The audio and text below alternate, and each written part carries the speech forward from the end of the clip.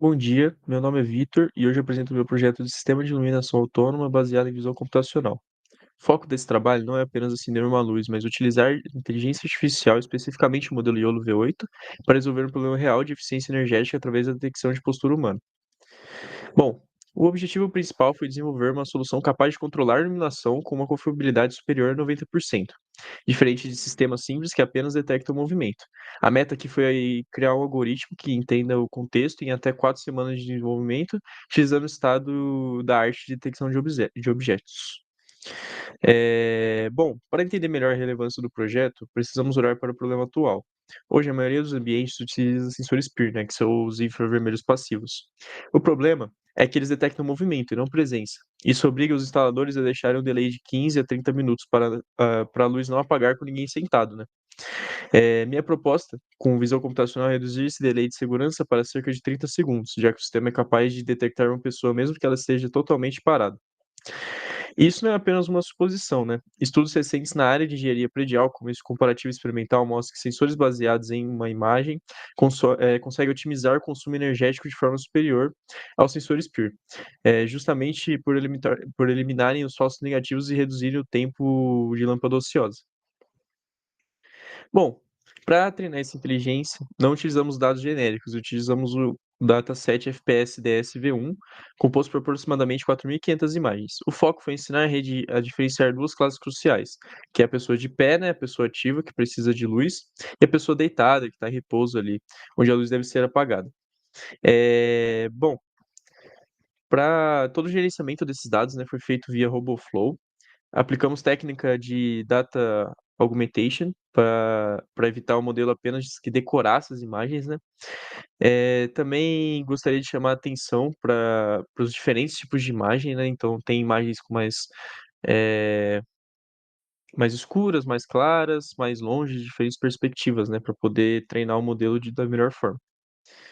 Bom, a metodologia, pra uma das ferramentas que a gente utilizou, né, foi o YOLO V8. Nesse diagrama, dá para ver a estrutura interna do YOLO V8 dividida em 3 estágios cruciais que garantem a performance de velocidade que a gente conseguiu, né. À esquerda tem o backbone, né, que ele recebe as imagens da câmera e usa redes convolucionais para extrair as características. O grande diferencial do V8 aqui é o uso dos módulos C2F, que permitem extrair informações mais ricas com menos custo computacional do que as versões anteriores. No centro temos o NEC, essa estrutura que mistura as informações. Ele combina os detalhes finos com o contexto global. É isso que permite que nosso sistema detecte uma pessoa deitada, seja ela ocupando a tela toda ou apenas um pedaço ao fundo.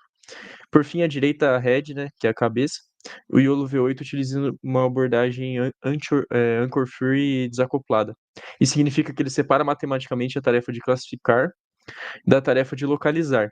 Isso aumentou drasticamente a precisão das boxes, né, que é as caixas que ficam em volta das pessoas, evitando que a caixa ficasse dançando ao redor da pessoa.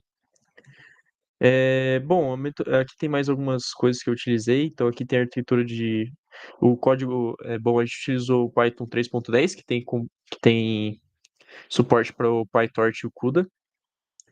OpenCV para tratamento de imagem, Flask para interface web, também o CUDA, né, para utilizar a GPU do computador, reduzindo assim o tempo de resposta, né. Bom, aqui tem o fluxograma de decisão. Ele não toma decisões aleatórias, né, existe uma hierarquia de segurança. Se o sistema detectar qualquer pessoa em pé, a luz acende imediatamente, né, porque a prioridade é a segurança. E a luz só é desligada se o ambiente estiver vazio, se todas as pessoas detectadas estiverem na classe deitada, né, que acaba evitando acidentes. Bom, aqui tem um vídeo, eu vou passar ele, demonstrando o algoritmo.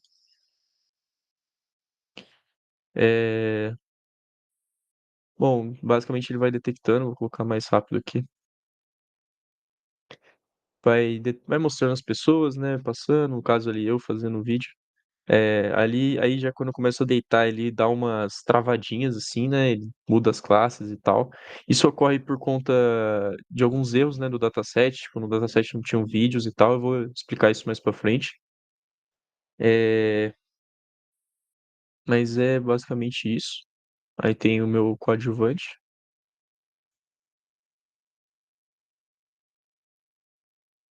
Também é possível configurar o tempo da luz, né, que ela acende ou apaga, dependendo da detecção. e também a sensibilidade, né, que a luz pega. Então, a gente avaliou todos os casos, né, então uma pessoa deitada, uma pessoa em pé, 2 pessoas deitadas, 2 pessoas em pé, para poder achar um número aí de precisão para cada um desses casos, né, que a gente testou. Depois aí 2 pessoas em pé, e acho que é isso, acho que não tem mais muita coisa, mas enfim, bora para o próximo slide. Bom, aqui tem a comparação dos resultados.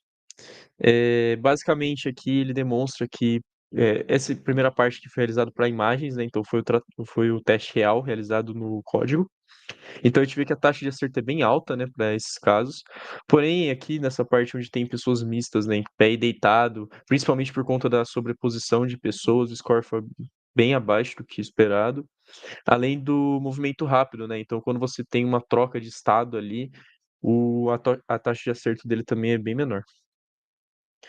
Eh Bom, aqui eu trouxe a análise de falhas do modelo, né? Então, o problema um foi a instabilidade na transição de estados, e as principais causas foram poses intermediárias e movimentos rápidos, né? Uma solução para isso seria a aplicação de um filtro de esterese, que basicamente ele avalia, ele tem um intervalo de frames ali que consegue avaliar o estado. Então, aplicar isso faria com que ele meio que excluísse alguns frames da imagem, do vídeo ali como detecção, né? E o problema 2 de oclusão em proximidade, que é a sobreposição ali, que acaba fazendo com que haja uma junção das caixas, né. Uma solução para isso seria a numeração de objeto. Então, por exemplo, entra uma pessoa, a caixa numeraria como pessoa um, ou entraria outra pessoa, no pessoa 2, e daí elas não se misturariam. Bom, aqui eu trouxe a viabilidade econômica também, se isso porque isso é muito importante para um projeto desse, né, que substitui. Mas enfim, o aqui tem o custo inicial, né, o hardware, então R$ 500 para esse projeto e R$ 50 de um sensor de teto, então o investimento é muito maior para um sistema desse, né, com visão computacional. Além disso, tem um pequeno consumo do sensor, né, que é bem maior, então também levei em consideração isso. Porém, a precisão é bem maior e o delay de segurança também é 10 vezes menor, né. Então, isso faz com que haja uma maior economia de energia. Ali tem o gasto total, né, o desperdício total por dia, levando em consideração 6 falsos alarmes, o que é um valor bem baixo, dependendo do local que você está trabalhando ali. Bom, aqui eu fiz um cálculo do retorno do investimento para o meu caso, né, que seria uma sala pequena. Então, o custo do desperdício menos o gasto de energia, aí tem o gasto bruto, né, utilizando o sensor de presença, e o custo inicial, então isso retornaria mais ou menos em 40 meses, o que é um longo prazo, né. Porém, esse aqui é o pior caso de análise que tem.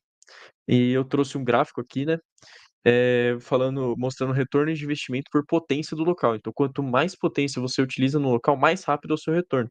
Então, nesse gráfico, a gente pode ver que a partir ali de 200 watts, mais ou menos, já começa a ficar bem viável você fazer, né. Tipo, em menos de um ano você tem um retorno já, que é bem baixo.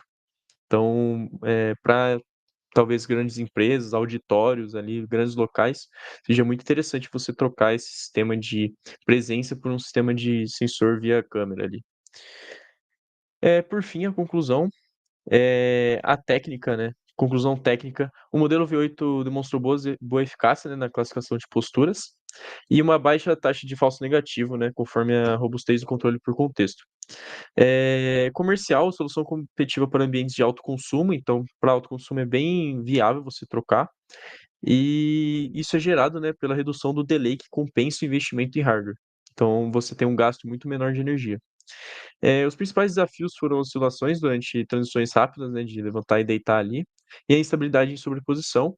E, por fim, os próximos passos, fazer treinamento do modelo com vídeos contínuos, aplicação dos filtros, né, de estresse e do algoritmo de tracking, e montagem do produto físico também. Aqui estão as referências e é isso. Muito obrigado.